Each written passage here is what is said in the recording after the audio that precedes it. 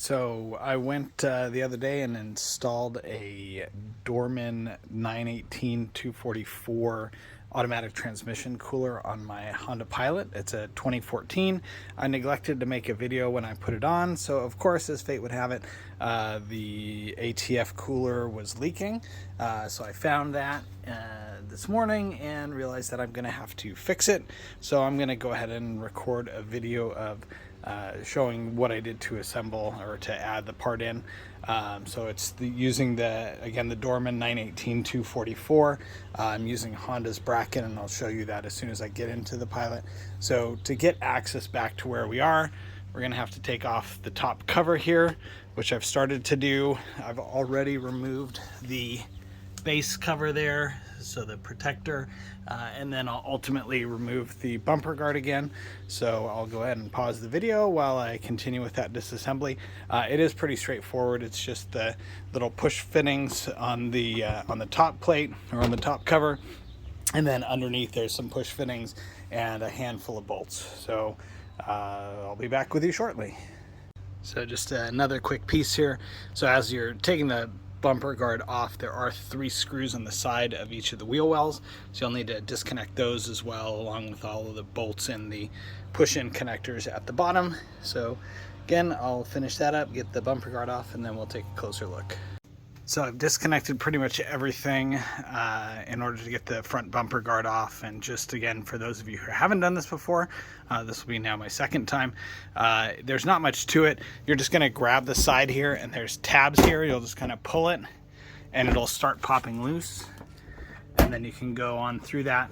And then there are a couple of bolts that I still haven't undone up at the top here that are going to hold it in place. So I'll undo those, and then I can pull the bumper cover off all the way.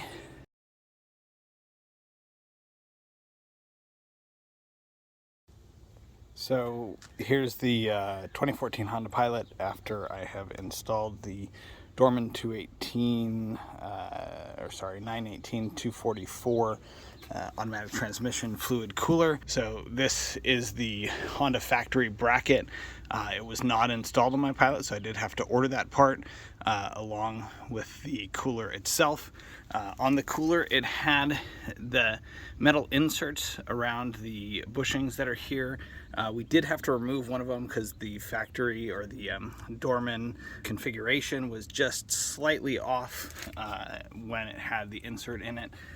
But essentially, the connection of it was plug and play. What I forgot to double check were these connectors here, so the ones holding the metal there and here, and so it was leaking out of this part. So just a reminder for those of you who probably have done this a lot more times than me, just make sure you check all your fittings so that they're tight.